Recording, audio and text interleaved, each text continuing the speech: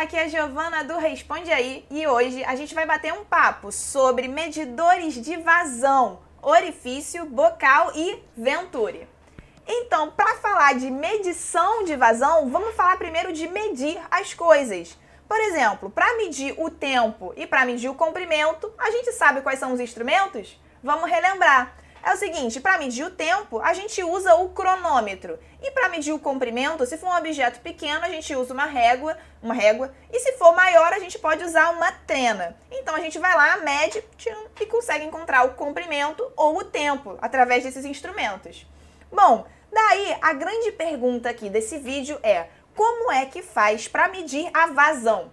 A vazão é uma variável diferente de comprimento, diferente de tempo. Será que ela tem um outro instrumento aí que faz a gente medir ela? Bom, essa é uma boa pergunta. Se você está pensando nela, tá aqui nesse vídeo, você está no lugar certo. É o seguinte, tem o método direto, tem uma ideia para a gente resolver esse problema. Bom, a gente pode ver aí para saber a vazão de uma torneira, a gente pode pegar um balde, que a gente saiba o volume, tipo um balde com volume de 5 litros. E aí a gente usa um cronômetro para marcar o tempo que esse balde vai de vazio até completamente cheio, cheio mesmo. Bom, a vazão, como ela é volume por tempo, por intervalo de tempo, o que a gente encontra? A gente encontra justamente a vazão pegando esse volume e dividindo pelo tempo. E aí a gente encontra pelo método direto. Só que nem sempre a gente consegue aí parar o meio da indústria todinho. Peraí, gente, vou pegar um balde e vou lá ver quanto é que tá a vazão aqui dessa partezinha da minha tubulação. Nem sempre dá para fazer isso. Por isso, existem os métodos de restrição. E os métodos de restrição, eles são podem ser, o orifício, a placa de orifício, o bocal ou venturi. Então, é isso que a gente vai aprender hoje, como medir vazão através desses métodos aqui, orifício, bocal ou venturi, Então, vamos lá. É o seguinte, a gente está falando aí, a gente disse uma palavrinha nova, te disse que a medição de vazão vai ser por restrição. O que significa essa restrição? Que o caminho que o fluido está seguindo, ele vai ser reduzido, vai ser restringido, vai ter um obstáculo. Então, olha só, a gente estava aqui com escoamento interno, nesse diâmetro D1, de repente tem um obstáculo que leva, nesse obstáculo, o diâmetro, ele reduziu aí, e a gente chama ele de D2 ou de DT. Esse T é de garganta em inglês, certo? Beleza. Daí, esse obstáculo, ele muda o diâmetro. Se muda o diâmetro, ele muda a área, certo? E aí, a gente vai usar a equação da conservação da massa para reparar que coisas estão mudando. A massa, ela se conserva. Então, a massa que está passando aqui, no D1, vai passar aqui no D2. Então, ρ1 V1A1 vai ser igual a ρt VT AT, que é aqui o ponto da garganta, certo? Na verdade, a área da garganta. Show de bola! Daí, como o fluido é o mesmo, então ρ vai ser cancelado, a gente tem que V1A1 é igual a VT AT. Como existe uma mudança de diâmetro, logo tem uma mudança na área, logo as velocidades não vão ser as mesmas. A gente tem velocidades diferentes aqui e aqui, certo? Bom, qual é o pulo do gato? É olhar para a equação da energia também. Porque aí, olhando para a equação da energia, que é, nessas áreas aqui, 1 e na área T, a gente tem aí a equação, certo? E olha só, nesse caso, a gente está analisando aqui esse tubo, ele está horizontal, então Z1 é igual a ZT, e aí a gente cancela. Bom, se a gente mudou, então, as velocidades, isso significa que a pressão também está mudando. E é aí que é maneiro pra gente, porque a diferença de velocidade até então a gente não sabia fazer muita coisa. Mas com uma diferença de pressão, isso a gente vai conseguir fazer. Bom, vou lá te mostrar então como é que vai ser essa sacada aí da diferença de pressão. O que isso tem a ver com a medição de vazão, tá? Bom, aí combinando a equação da energia com a equação da conservação da massa, e lembrando que a gente vai isolar a vazão, olha só o que a gente vai obter. Tcharam! A gente vai obter aqui, lembrando que esse M ponto é a vazão mássica, a gente vai obter, olha só, essa expressão. Essa expressão, ela pode parecer meio doida no princípio, mas ela diz uma coisa muito importante pra gente, que é o seguinte, que a vazão mássica, ela é diretamente proporcional à raiz da diferença de pressão, ou seja, do ΔP, que é esse P1 aqui menos a pressão da garganta, certo? P1 aqui menos a pressão da garganta, certo? Então, o que acontece? Você pode estar se perguntando, tá, você está olhando aí, né, para a diferença de pressão e isso é legal, mas e as outras variáveis? Você não vai levar em consideração também? Claro, a gente vai levar em consideração sim, mas acontece que a área da garganta, a área 1, a massa específica do fluido são coisas que são constantes aí, né, que são constantes no nosso exercício. O que vai mudar, né, o que a gente vai conseguir medir é justamente a diferença de pressão. E se eu consigo encontrar, né, a diferença de pressão, que é o ΔP, eu vou encontrar, consequentemente, vou conseguir encontrar a vazão mássica, porque a vazão mássica vai ser proporcional à raiz da diferença de pressão. Bem, mas como é que a gente consegue encontrar a diferença de pressão? Como é que a gente faz isso? Aham, aí que tá a grande sacada aí da medição de vazão.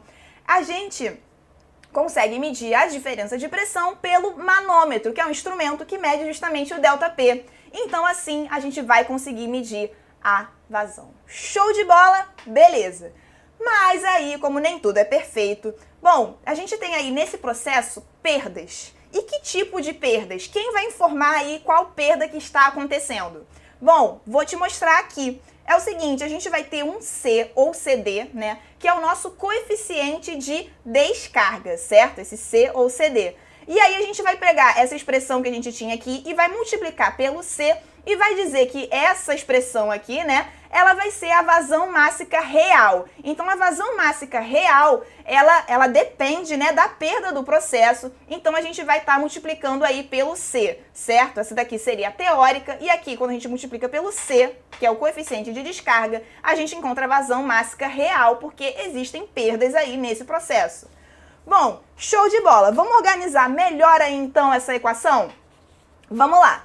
Para organizar essa equação, a gente vai lembrar aí, a gente vai mostrar, a gente vai definir essa variável que é da geometria do medidor, que é o beta. O beta vai ser a razão entre os diâmetros. O diâmetro no numerador é o da garganta e no denominador é o diâmetro, né, da tubulação que vinha antes. Beleza? Essa é a geometria do medidor. E aí, como a área é πd ao quadrado sobre 4, considerando aí que é um círculo, certo? A tubulação circular.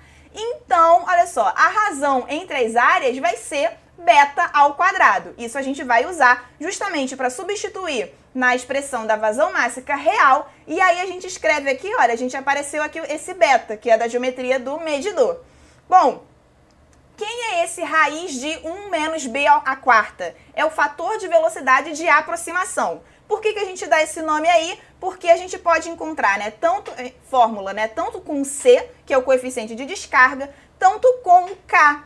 E o K, ele é o C, né, que é o C, então, é o coeficiente de descarga, e o K é o coeficiente de vazão. O coeficiente de vazão vai ser o C divididos pelo fator de velocidade de aproximação. Então, isso daí a gente vai ter que olhar em cada exercício, se foi fornecido C ou se for fornecido K. Como é que a gente vai saber, então, quem é C, quem é K, né, para cada exercício que tiver aí? Como a gente descobre? Bom, é através das equações de correlação. As equações de correlação, elas relacionam ou o C ou o K com Reynolds e com a geometria do medidor, ou seja, com o beta. Então, ela pode ser fornecida, né, também, tanto como uma equação matemática, né, ou então como um gráfico. E aí eu vou mostrar aí já para vocês. Bom, ela depende, cada equação, né, vai ser usada para um determinado tipo de medidor de restrição. Então, se o meu medidor é de um tipo tal, eu vou ter equação tal. Se é um outro medidor, eu vou ter uma outra equação. Então, se é placa de orifício, eu vou ter uma certa equação. Se for um bocal, eu vou ter uma outra equação. Se for Venturi, vou ter outra, certo? A gente tem que estar de olho aí no que o enunciado vai fornecer. Vamos dar uma olhada, então, na placa de orifício? A placa de orifício é basicamente, olha, duas placas aqui restringindo aí o escoamento do fluido. Bom, daí, isso significa que o custo de instalação vai ser baixo, porque é só simplesmente colocar duas placas aí, certo? Mas, por outro lado, a perda de carga vai ser alta, porque vai ter um acúmulo, né, de material aí que o fluido pode estar carregando.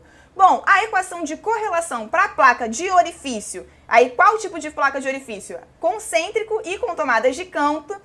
ela vai ser esta equação aqui, certo? Então isso você vai ver aí o enunciado geralmente fornece com a equação de correlação, essa equação matemática, reparando que ela depende aqui de beta e do Reynolds.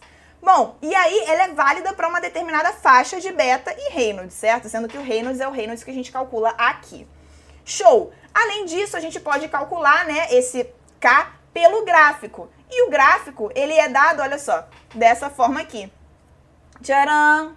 Esse gráfico aqui, ele tem o valor de K no eixo Y e aqui é Reynolds. E aí você encontra aí o valor de K sabendo o Reynolds. E cada curva é uma curva de beta.